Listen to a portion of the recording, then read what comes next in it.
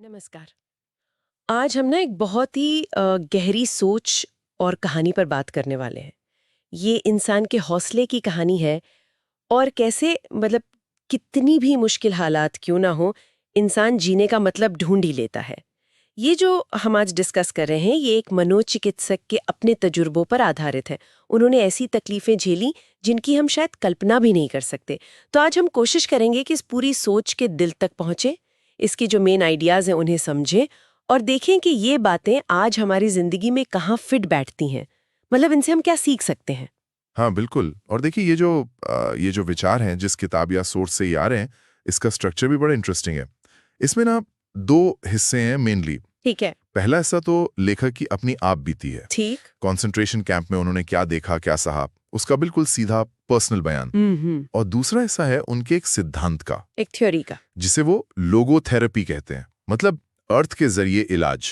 अच्छा। और मजे की बात यह है कि जो पहला हिस्सा है, वो भयानक तजुर्बा, वो दूसरे हिस्से की थियरी के लिए एक तरह से सबसे बड़ा सबूत बन जाता है, जैसे जिंदगी ने खुद उसे प्रूफ किया हो। हाँ, ये सुनने में कितना गहरा लगता है कि इतने बुरे अनुभवों से भी कोई सिद्धांत निकल सकता है। तो चलिए पहले हिस्से से ही शुरू करते हैं, वो कैंप के अनुभव। कहानी की तरह लगता है पर ये सब सच था। लेखक वहां सिर्फ एक नाम नहीं थे, वो एक नंबर थे, 119,104। और डॉक्टर होते हुए भी ज्यादातर काम उन्हें मजदूरों वाला करना पड़ा, फावड़ा चलाना और खुदाई करना। जी। वहां पहुंचने पर कैदियों के मन पर क्या बीतती थी, इसके 3 फेज बताए गए हैं। पहला फेज था शॉक। हाँ, पहला रिएक्शन। मतलब सोचिए, ट्रेन में बिल्कुल जानवरों की तरह भर के लाया जाना, फिर स्टेशन पर वो चीख पुकार, और फिर वो एसएस अफसर का इशारा, जिसे उंगली का खेल कहते थे। हाँ हाँ, बिल्कुल, वो फिंगर गेम। मतलब एक इशारे पे मौत या जिंदगी का फैसला। कौन गैस चेंबर जाएगा, कौन मेहनत करने के लिए बचेगा। सोचिए जरा। रोंगटे खड़े हो जाते हैं सोचकर। और फिर वो बेइज्जती, सबके सामने कपड़े उतरवाना, सर मूंड देना, आपकी हर पहचान छीन लेना, आप बस एक नंगे वजूद रह जाते हैं। बिल्कुल, सब कुछ खत्म। लेखक ने बताया भी है कि जब उन्होंने एक पुराने कैदी से पूछा कि अब क्या होगा, तो उसने बस एक शब्द कहा, शिट। और लेखक कहते हैं उसी पल उन्होंने जैसे अपने पूरे पिछले जीवन को दिमाग से डिलीट कर दिया। एक तरह का कट ऑफ जरूरी भी था शायद। हाँ, एक एक करके सारे वहम टूटते गए। पर हैरानी की बात है, लेखक ने नोटिस किया कि एक अजीब सी बेहिस हंसी और चीजों को जानने की उत्सुकता भी पैदा हुई। हाँ, ये अजीब लग सकता है पर मनोवैज्ञानिक तौर पे ये समझा जा सकता है। देखिए, एक बिल्कुल ही अजीब, गैर मामूली हालात में अगर कोई अजीब तरह से बर्ताव कर रहा है, तो वो असल में नॉर्मल है। अच्छा। हाँ, मतलब an abnormal reaction to an abnormal situation is normal behaviour. दिमाग जब इतना कुछ झेलता है, तो खुद को बचाने के रास्ते ढूंढता है। वो बेहिस हंसी, वो जिज्ञासा शायद उसी बचाव का हिस्सा थी। समझ रही हूँ। फिर आता था दूसरा फेज, जब कैदी कैंप की रूटीन लाइफ का आदी होने लगता था। एक तरह की उदासीनता, इसे भावनात्मक मौत भी कहा गया है। हाँ, उदासीनता या आपत्ति कह सकते हैं। जैसे भावनाएं सुन्न पड़ गई हों। रोज की मारपिटाई, गंदगी, मौतें, इन सब का असर होना धीरे धीरे बंद हो जाता था। नफरत भी नहीं। ये भी एक डिफेंस मैकेनिज्म था। बिल्कुल, ये एक जरूरी कवच था, क्योंकि अगर वो हर मौत, हर जुल्म को गहराई से महसूस करते, तो शायद जिंदा ही नहीं रह पाते। सारी एनर्जी, सारी भावनाएं बस एक चीज पर फोकस हो जाती थी। किसी तरह आज का दिन निकाल लो, खुद को बचाओ, अपने साथियों को बचाओ। पर कभी-कभी गुस्सा फूट पड़ता होगा। हाँ, बिल्कुल। जैसे लेखक ने बताया है कि जब एक फोरमैन ने, जिसे उनकी पिछली जिंदगी के बारे में कुछ नहीं पता था, कोई घटिया टिप्पणी कर दी, तो उन्हें बहुत गुस्सा आया। वो अपमान बर्दाश्त नहीं हुआ। इस हाल में कहते हैं कि दिमाग जैसे बहुत पुरानी आदिम अवस्था में चला गया था। हर वक्त बस खाने का ख्याल, खाने की बातें, खाने के सपने।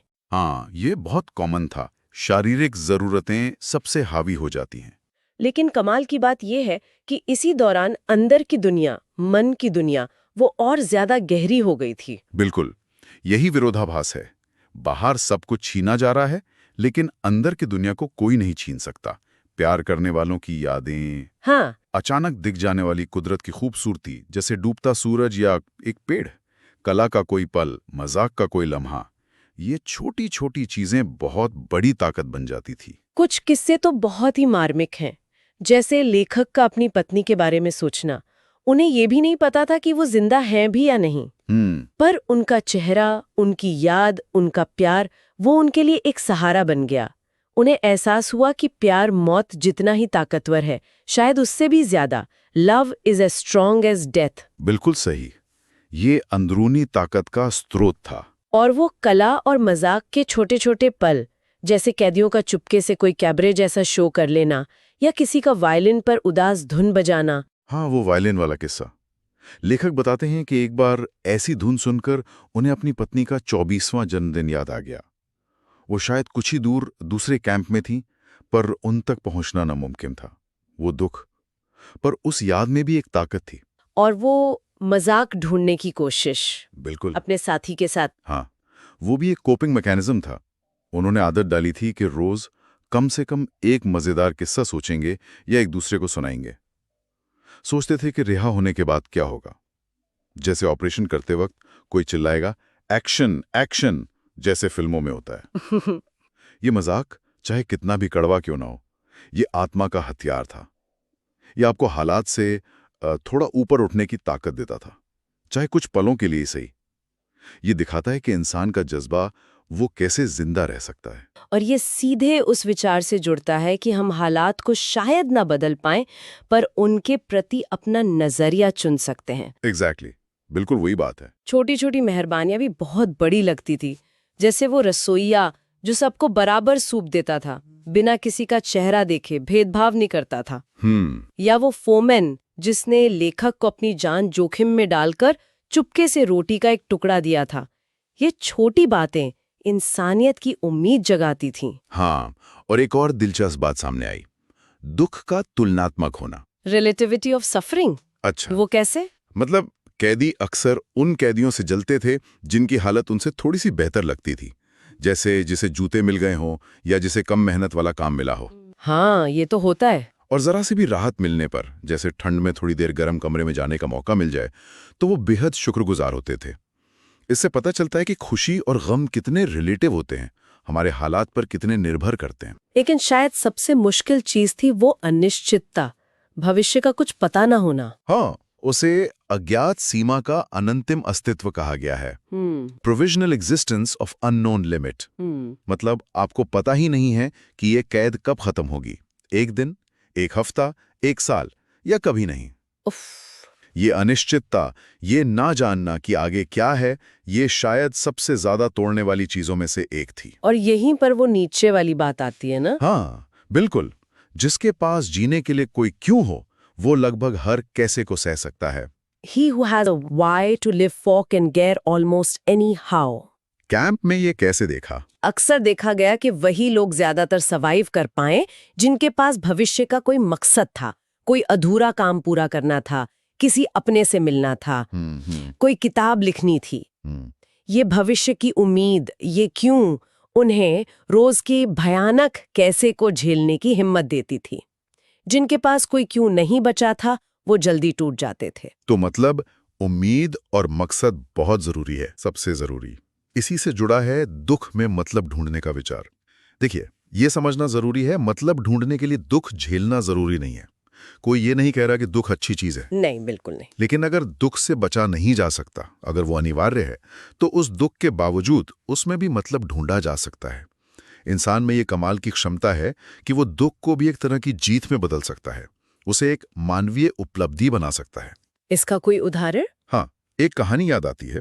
लेखक ने एक बूढ़े डॉक्टर की मदद की जो अपनी पत्नी की मौत से बिल्कुल टूट चुके थे, डिप्रेशन में थे। लेखक ने उनसे बात की और उन्हें यह सोचने में मदद की कि उनके इस दुख का भी एक मतलब है। उनकी पत्नी पहले गुजर गईं, उन्हें यह भयानक दुख नहीं झेलना पड़ा जो पति झेल रहा था। तो पति का जिंदा रहना और ये दुख सहना एक तरह से पत्नी के लिए किया गया बलिदान था। अरे वाह! इस सोच ने, इस नए नजरिए ने उस डॉक्टर को हिम्मत दी। उन्हें अपने दुख में एक मतलब मिल गया। ये बहुत शक्तिशाली विचार है और शायद सबसे बड़ी सीख यही है, इंसान की आजादी का आखिरी किला। हाँ, the last of human freedoms. वो क्या है? वो है किसी भी हालात में, चाहे वो कितने भी बुरे क्यों ना हो, अपना नजरिया चुनने की आजादी, अपना एटीट्यूड चुनने की आजादी। सब कुछ छीना जा सकता है, घर, परिवार, सेहत, इज्जत, पर ये आजादी कोई नहीं छीन सकता कि आप हालात का सामना कैसे करते हैं। बिल्कुल। और कैंप में ऐसे कैदी थे जिन्होंने इस भयानक माहौल में भी अपनी इंसानियत बनाए रखी, दूसरों की मदद की, अपनी रोटी का आखिरी टुकड़ा भी बांट दिया। उन्होंने अपनी इस अंदरूनी आज़ादी का इस्तेमाल किया। उन्होंने साबित किया कि इंसान सिर्फ हालात की उपज नहीं होता। लेखक ने यह भी महसूस किया कि दुनिया में सिर्फ दो तरह के इंसान होते हैं, एक सभ्य और दूसरे असभ्य। हाँ, और ये दोनों तरह के लोग हर ग्रुप में मिलते हैं, कैदियों में भी और गार्ड्स में भी। ऐसा नहीं था कि सारे गार्ड बुरे थे और सारे कैदी अच्छे। अच्छा, कुछ गार्ड भी थे जिन्होंने इंसानियत दिखाई। हाँ, लेखक ने जिक्र किया है एक कमांडर का जिसने अपनी जेब से पैसे खर्च करके कैदियों के लिए दवाइयां खरीदी, और कुछ कैदी ऐसे भी थे जो अपने ही साथियों के साथ क्रूरता करते थे, ज्यादा फायदा उठाने के लिए। तो ये लकीर गार्ड और कैदी के बीच नहीं थी, बल्कि हर इंसान के अंदर थी। फिर वो दिन आया जब वो आजाद हुए, मुक्ति मिली, लेकिन जैसा फिल्मों में दिखाते हैं वैसी कोई खुशी की लहर नहीं दौड़ी। नहीं, बिल्कुल नहीं, बल्कि एक अजीब सी कैफियत थी। लेखक ने उसे अव्यक्तित्वकरण, डीपर्सनलाइजेशन कहा है, जैसे सब कुछ नकली लग रहा हो। शरीर तो आजाद था, पर मन अब भी जैसे कैद में था। इतने सालों के दबाव के बाद अचानक मिली आजादी को महसूस करना भी मुश्किल था। एक तरह का खालीपन था। और घर लौटने का अनुभव भी आसान नहीं था। कड़वाहट थी, मोहभंग था। हाँ, लोग मिलते थे, पर वो समझ नहीं पाते थे कि कैदी क्या झेल कर आए हैं। वो अपनी छोटी मोटी परेशानियों की बात करते थे या कहते थे, हमें तो पता ही नहीं था ये सब हो रहा है। उनकी बातें खोखली लगती थी। और सबसे बड़ा दर्द था ये जानना कि जिस अपने के लिए वो इतने साल जिंदा रहे, वो अब इस दुनिया में नहीं है। ये बहुतों के साथ हुआ। लेकिन इन सब के बीच एक पॉजिटिव अनुभव भी था, वो मुकुट अनुभव। हाँ, क्राउनिंग एक्सपीरियंस। ये एक अद्भुत एहसास था कि इतना सब झेलने के बाद अब दुनिया में डरने लायक कुछ बचा ही नहीं है, सिवाय शायद ईश्वर के। एक गहरी शांति का पल था वो, ये एहसास कि अब कोई भी चीज आपको उस तरह से नहीं डरा सकती। वाह, तो इन सारे अनुभवों की भट्टी से तप कर वो सिद्धांत निकला जिसे हम दूसरे हिस्से में देखते हैं, लोगोथेरेपी। एग्जैक्टली। लोगोस का मतलब है अर्थ या मतलब, तो लोगोथेरेपी हुई मतलब पर आधारित इलाज की विधि, मीनिंग सेंटर्ड साइकोथेरेपी। और ये फ्रॉइड और एडलर जैसे दूसरे मनोवैज्ञानिकों से अलग कैसे है? देखिए, फ्रॉइड का मानना था कि इंसान की सबसे बड़ी, सबसे बुनियादी चाहत खुशी पाना है, द विल टू प्लेजर। हाँ, प्लेजर प्रिंसिपल। एडलर मानते थे कि ये ताकत पाना है, the will to power. Right. लेकिन ये मनोचिकित्सक विक्टर फ्रैंकल कहते हैं कि नहीं, इंसान की सबसे गहरी, सबसे बुनियादी जरूरत और मोटिवेशन है जीने का मतलब ढूंढना, द विल टू मीनिंग। हाँ, एक वजह, एक मकसद। हाँ। और जब इंसान को ये मतलब नहीं मिलता या उसे लगता है कि उसकी जिंदगी बेमतलब है, तो उसे अस्तित्वगत कुंठा, एग्जिस्टेंशियल फ्रस्ट्रेशन होती है। Existential frustration. हाँ, और इससे जो मानसिक परेशानियां होती हैं उन्हें न्यूजनिक न्यूरोसिस कहते हैं। मतलब वो दिक्कतें जो मन के अंदरूनी झगड़ों, साइकोजेनिक से नहीं, बल्कि जिंदगी के मतलब की कमी या आध्यात्मिक अस्तित्वगत समस्याओं से पैदा होती हैं। ये तो बहुत रिलेटेबल लग रहा है आजकल के हिसाब से। बिल्कुल। आज के समाज में ये अस्तित्वगत शून्य या खालीपन बहुत आम है। बहुत से लोग महसूस करते हैं कि उनकी जिंदगी का कोई मकसद नहीं है। काम करते हैं, पैसा कमाते हैं, पर अंदर से खालीपन महसूस करते हैं। ये खालीपन अक्सर बोरियत, डिप्रेशन, गुस्सा या फिर नशे की लत के रूप में सामने आता है।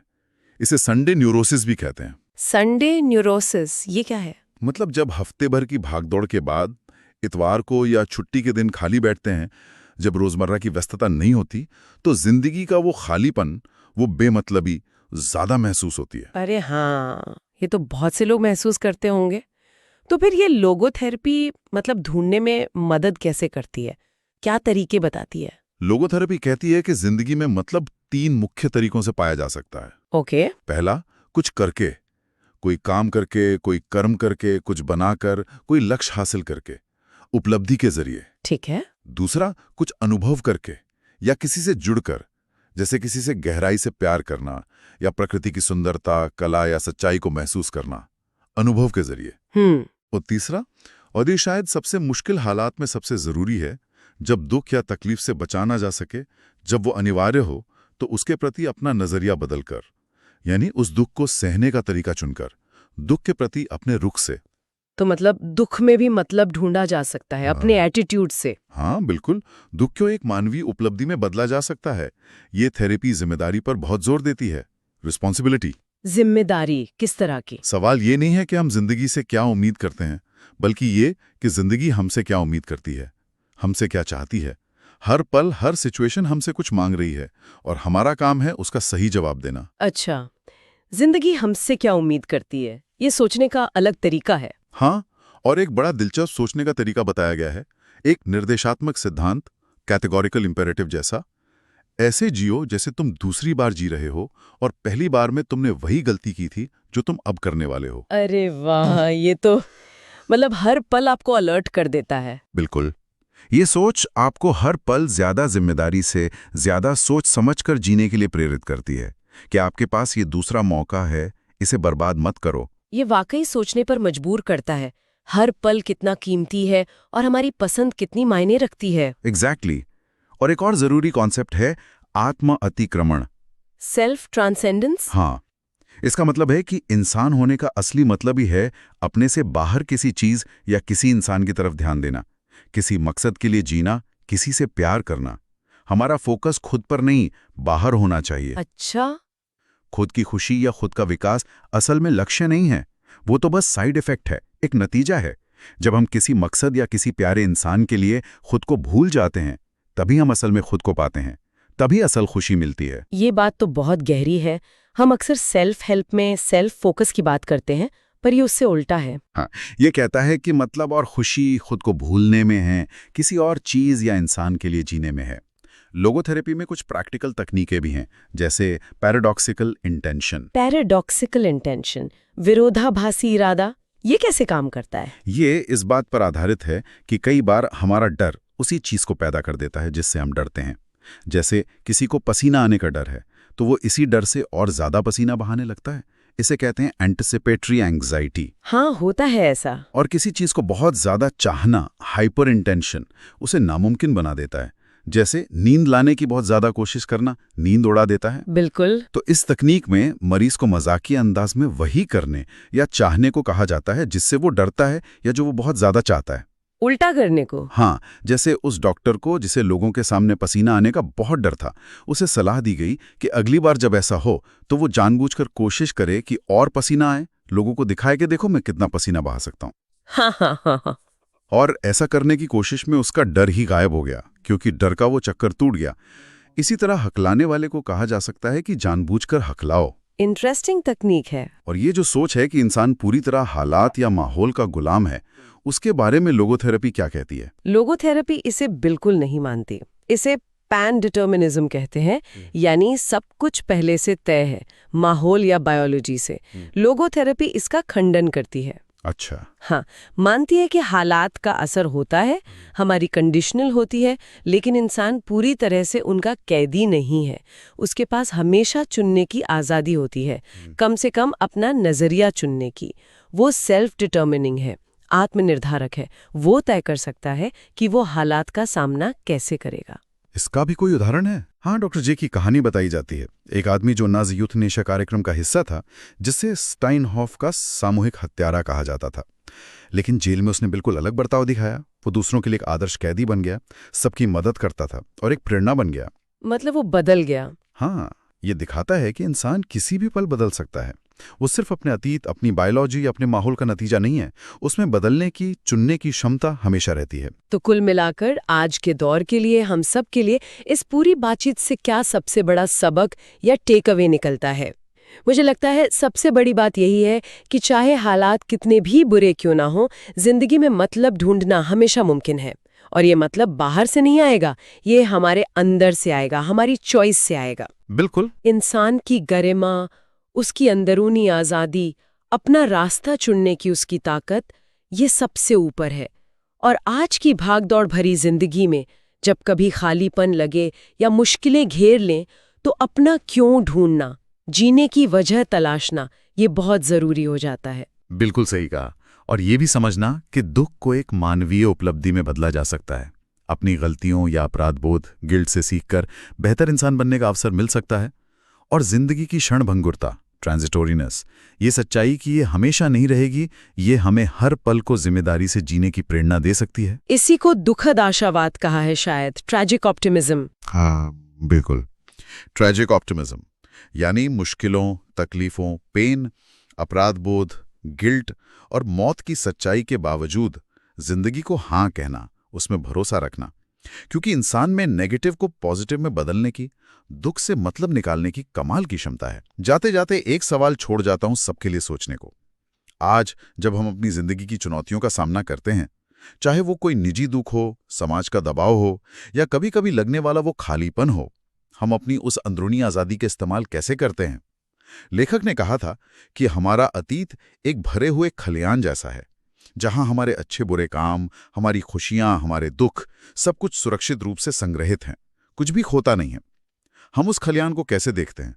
क्या हम वाकई अपनी प्रतिक्रिया चुनने और अपनी जिंदगी का अनोखा अपना मतलब ढूंढने की जिम्मेदारी उठाते हैं? ये गहरे सवाल हैं और शायद इनका जवाब ढूंढते रहना ही जिंदगी का एक मतलब है। इंसान की हिम्मत और मतलब की तलाश की ये कहानी वाकई हमें बहुत कुछ सिखाती है। उम्मीद है इस बातचीत ने आपको भी सोचने के लिए कुछ नया दिया होगा।